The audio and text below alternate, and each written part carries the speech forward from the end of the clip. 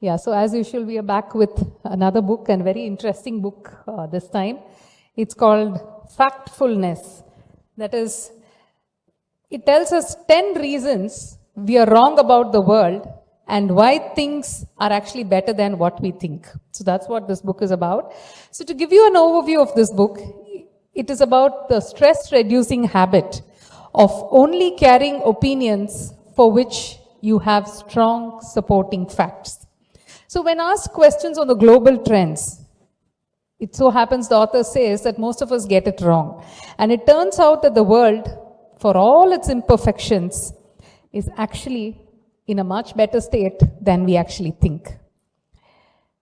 But what happens when we start worrying about everything, and instead of embracing the world just based on facts, we also lose our ability to focus on things that are important and that threaten us the most. Now, why did I choose this book? Because it said it's a bestseller. It has a very catchy and attractive title.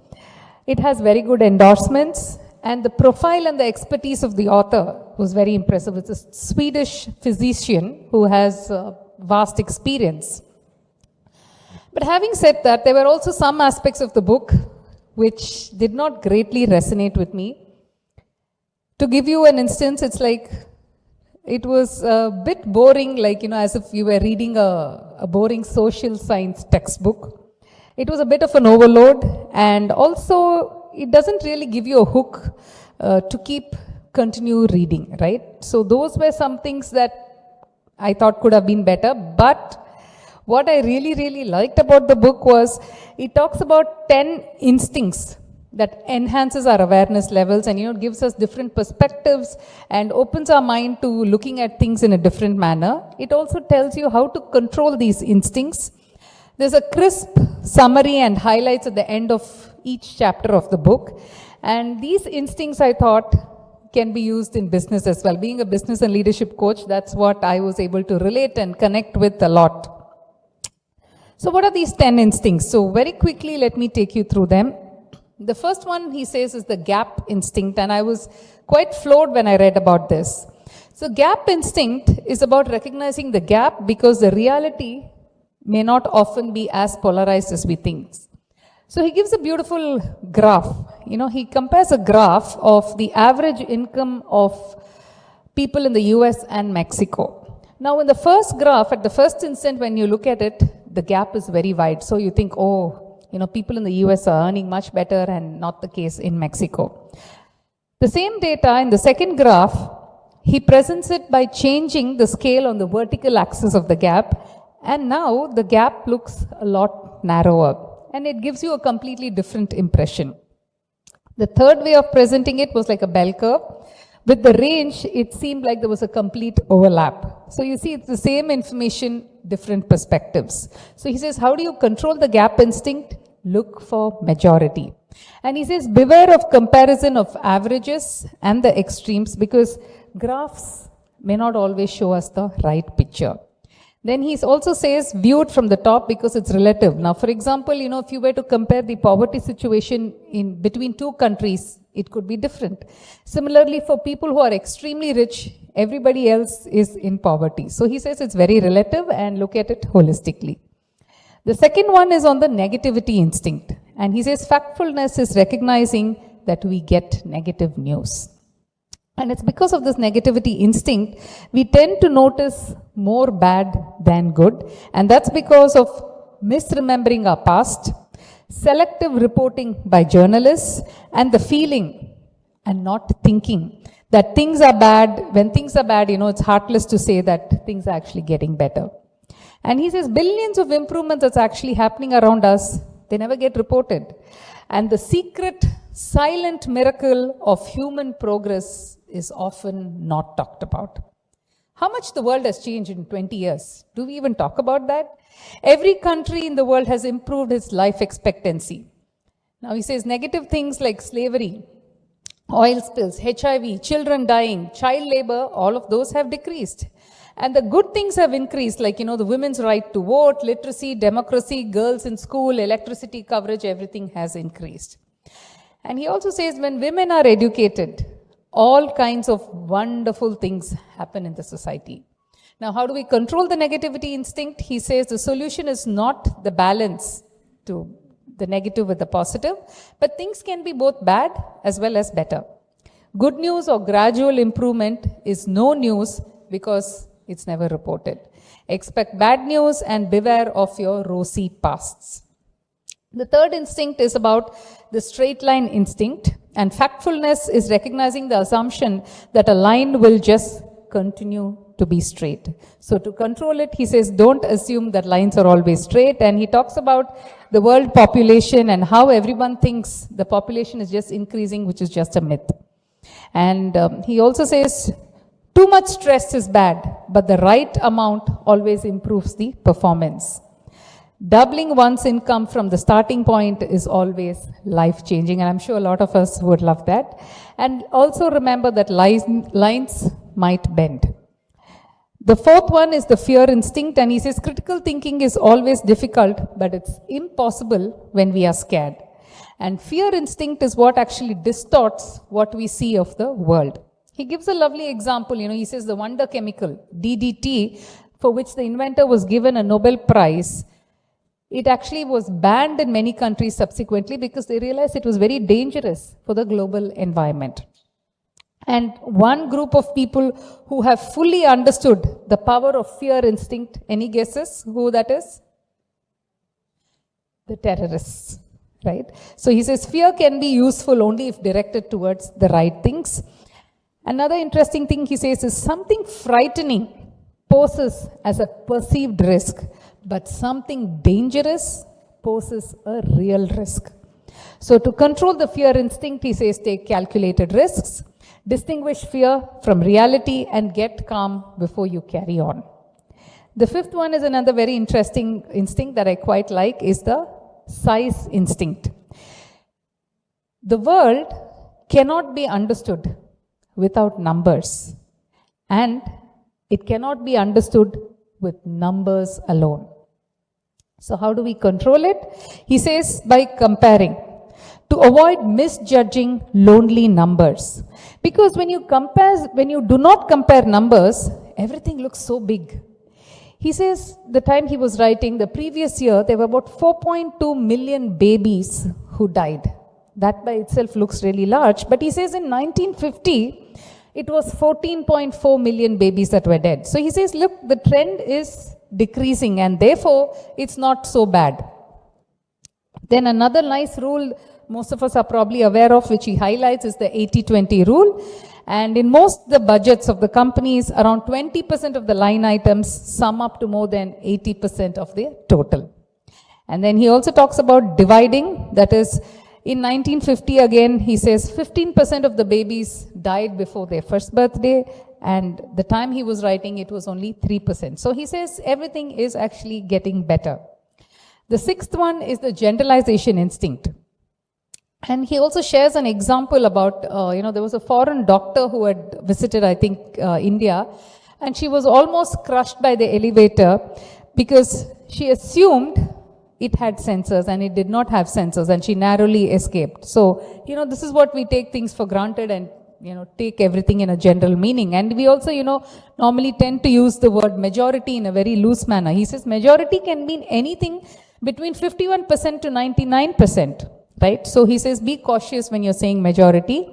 And how do you control this? He says, look for differences within the groups, look for differences and similarities across the groups, beware of majority, beware of vivid examples, and assume people are not idiots. He gives a nice example when he was teaching in a medical college in India, and he actually thought those students were research scholars, and then he was shocked to discover that they were all still students because they were really, really good in the subject. The seventh instinct is the destiny instinct. And he says societies and cultures are in constant movement. And to control the destiny instinct, do not confuse change with no change. Everything changes. And he asks us to look at the generational change. He says, talk to your grandparents and see how much the world has evolved. And he says factfulness is recognizing that many things, including people, countries, religions, and culture, they appear to be constant, but the change is happening at a slower pace. And then he talks about, yeah, so how do we control it? He says, keep track of the gradual improvements, update your knowledge, talk to your grandparents, collect samples of cultural change. The slow change is still a change, is what he reminds us of. The eighth one is the single perspective instinct. He says, forming the view about a person by just looking at someone's feet, it doesn't give us the whole picture, right? So that's what the single perspective instinct is all about, which we need to be careful of. He says even experts have their own limitations. They are experts, yes, but only in their field. So doesn't mean if somebody is an expert in one field, they are experts in every other field as well. And people with extraordinary expertise in one field, they also score badly as the others on the fact questions. The book has a lot of fact questions, mostly medical related, and that's what he says. So he says to understand the data, look at the numbers. He gives a beautiful example of the PM of Mozambique. Now this prime minister, you know, apart from looking at the GDP of his country, he also used to observe at a national festival about the shoes of the citizens of the country. He says if everybody is wearing shoes and, you know, good quality shoes, the number actually reflects the good, the reality. And he says thereby I take a call on judging how real my GDP is. So how do you control it? He says, test your ideas. Don't claim expertise beyond your field. If you have a good tool, you know, we tend to use it very often. But he says, remember, there is no one tool that's good for everything, right? And beware of simple ideas and simple solutions. The last but one instinct is the blame instinct. This is again something quite interesting because, you know, we as humans, very easily we tend to blame others and point fingers at others. So the blame instinct is the instinct to find a clear, simple reason on why something bad has happened. So he says, you know, if we were to blame the crash, an airline crash, and we say it is because of a sleepy pilot, he says that does not stop the future crashes. Instead, he says, focus on why was he sleepy? How can we regularize his sleep or, you know, the sleep of the pilots in the future? So he says, get to the root cause and see what is actually causing it. And following your blame isn't going to help. Another beautiful example he gives here is, apparently UNICEF wanted to bid for malaria tablets and somebody from Angola had bid for it. And, you know, their prices were dirt cheap and therefore they were wondering about the quality and asked the author to go and investigate. Now, everything he thought was a scam and he just thought, okay, let me for a formality go and check it.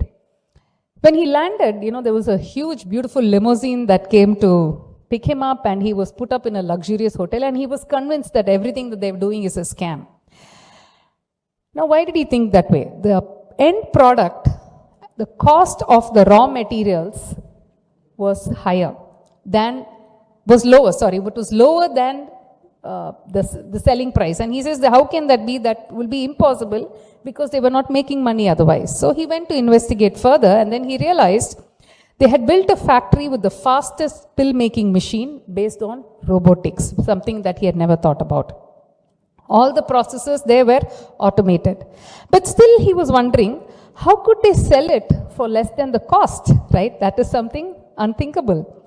And that's when he realized, when he spoke to them, that they were getting 30 days of credit from their suppliers and UNICEF was paying them just in 4 days. And therefore they were earning interest, sufficient interest for 26 days. And that is how they were able to give it at a much lesser cost. So he says, you know, do not underestimate the innovative power of small businesses. And they'll always come up with ways and means to find cheaper solutions. He also talks about a skin disease that was there in Europe. In Russia, it was called the Polish disease. In Poland, it was called the German disease. In Germany, the French disease. And in France, it was called the Italian disease. And how everybody was going around blaming the other country. And how do you control resisting this is by, you know, finding a scapegoat. So resist finding a scapegoat. Look for causes, not the villains. Look for systems and not heroes. And resist pointing your finger. The last one is the urgency instinct. You know, many times we say that, you know, act now or you lose the chance forever. And he says this is almost never true. It's never that urgent, most of the things. So the urgency instinct makes us want to take immediate action in the face of a perceived imminent danger. And urgency is one of the worst distorters of our worldview. And how do you take charge? He says, take a breath, insist on data, beware of fortune tellers, be wary of drastic action, and take small steps. And he concludes with factfulness in practice. So he says, start by asking, what are the most important facts in your organization, and how many people know about it? And I thought that was very powerful.